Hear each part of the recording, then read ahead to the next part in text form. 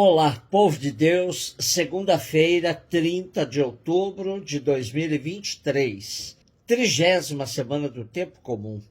A nossa reflexão de hoje é a partir de Romanos 8, de 12 a 17 e Lucas 13, de 10 a 17. Irmãos, temos uma dívida, mas não para com a carne, para vivermos segundo a carne. Pois, se viverdes segundo a carne, morrereis. Mas se pelo Espírito matardes o procedimento carnal, então vivereis. Todos aqueles que se deixam conduzir pelo Espírito de Deus são filhos de Deus. De fato, vós não recebestes um espírito de escravos para recairdes no medo, mas recebestes um espírito de filhos adotivos, no qual todos nós clamamos, Abá, ó Pai. O próprio Espírito se une ao nosso espírito para nos atestar que somos filhos de Deus. E se somos filhos, somos também herdeiros, herdeiros de Deus, co-herdeiros de Cristo. Se realmente sofremos com Ele, é para sermos também glorificados com Ele. Aceitando Jesus, o crente em Cristo vive uma vida nova, a vida dos filhos de Deus. O batismo é a explicitação desta aceitação. Ser cristão é ser filho de Deus, filho adotivo, porque filho unigênito é um só, Jesus Cristo. Mas ser filho adotivo de Deus significa ser verdadeiro filho, participante da vida divina graças ao Filho unigênito. Trata-se de um maravilhoso mistério que é o mistério da vida de Deus, que é o mistério da vida de Jesus, Filho unigênito do Pai, que é a vida dos crentes. É um mistério a contemplar de coração jubiloso e agradecido. Sendo filho de Deus, o crente em Cristo é habilitado e chamado a viver como filho de Deus, na liberdade e na confiança própria dos filhos. Por isso, pode clamar Abá, ó Pai, tal como fazia Jesus. A palavra Abá pode traduzir-se por paizinho, o que nos deixa entrever a extrema confiança e ternura com que Jesus se dirigia ao Pai. É a atitude com que Jesus nos ensinou a dirigir-nos também ao Pai. Quando orardes, dizei Abá. Paulo termina a sua reflexão acrescentando: se somos filhos de Deus, somos também herdeiros. Isto quer dizer que, como filhos, somos chamados a participar na herança do Filho, na vida eterna, total e definitiva participação na vida divina. Neste capítulo 8 da Carta aos Romanos, Paulo desenvolve uma real pneumatologia, isto é, uma descrição analítica da missão do Espírito na economia da salvação. O Espírito, na ótica de Paulo, é o condutor da história do cristianismo nascente. É nele e com ele que tudo se desenvolve. Lucas 13, de 10 a 17. Jesus estava ensinando numa sinagoga em dia de sábado. Havia aí uma mulher que fazia 18 anos e estava com um espírito que a tornava doente.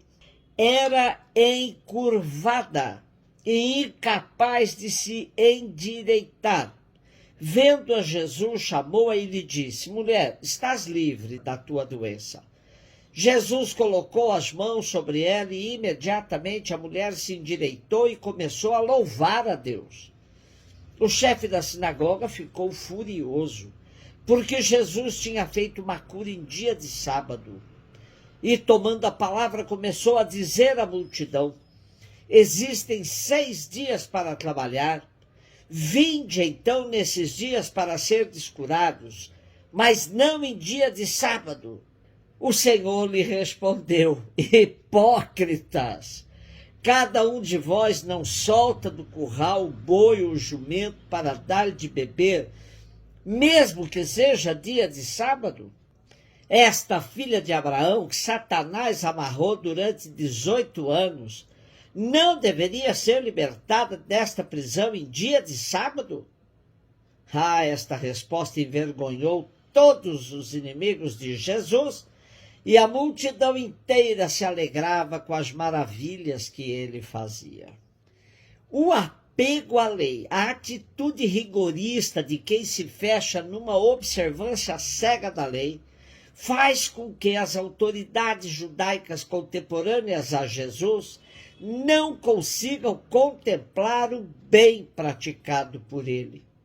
Ao invés de darem louvor a Deus por ver uma pessoa recuperada de uma enfermidade que a oprimia, ficam furiosos porque Jesus não observou a lei do sábado. Para Jesus, o bem estava acima da lei. Para a prática do bem, não deve haver restrição, doutrina que a suplante. Lucas vai mostrando o que acontecerá com Jesus quando ele chegar em Jerusalém. Pelo caminho, Jesus vai dando instruções aos seus discípulos e experimentando todo tipo de rejeição. Os discípulos vão aprendendo, mas sempre manifestando um susto enorme, sobretudo quando Jesus anunciava que iria ser morto. As rejeições a Jesus serviam para preparar seus discípulos, que também iriam passar pela mesma prova de fogo. Cada cura realizada por Jesus significava um resgate da cidadania da pessoa beneficiada. Ora, para fazer um gesto de reintegração da pessoa na vida social, o mais importante era ver uma pessoa com a sua dignidade restaurada. Desta forma, ficava claro que o amor de Deus revelado por Jesus, libertando a pessoa da lei, garantia a plena liberdade. O amor de Deus é absolutamente gratuito. Jesus curou a mulher sem que ela o pedisse.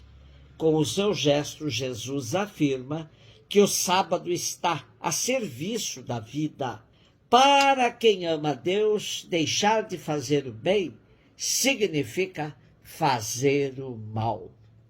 Já o chefe da sinagoga agiu condicionado pela sua prática de ficar filtrando mosquito e engolindo camelo. Com a sua reação, deixou claro que a pessoa humana não era a sua prioridade. A multidão reagiu totalmente ao contrário, ficou alegre com as maravilhas realizadas por Jesus.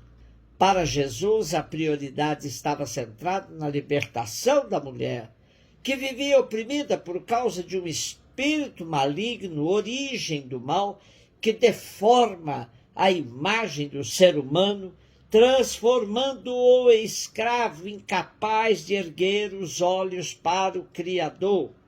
O encurvado era sinônimo do pobre, do voltado à terra, humus. Daí vem humildade também. Em grego, encurvado era o que padecia de escolioses, enfermidade que afeta a coluna dorsal de uma pessoa. É interessante que Jesus torna a pessoa ereta, com a cabeça erguida, apta para olhar para o céu e louvar a Deus. A sensibilidade de Jesus o fez enxergar aquela pobre filha de Abraão, necessitada de sua intervenção para resgatá-la em sua dignidade. Um beijo no seu coração.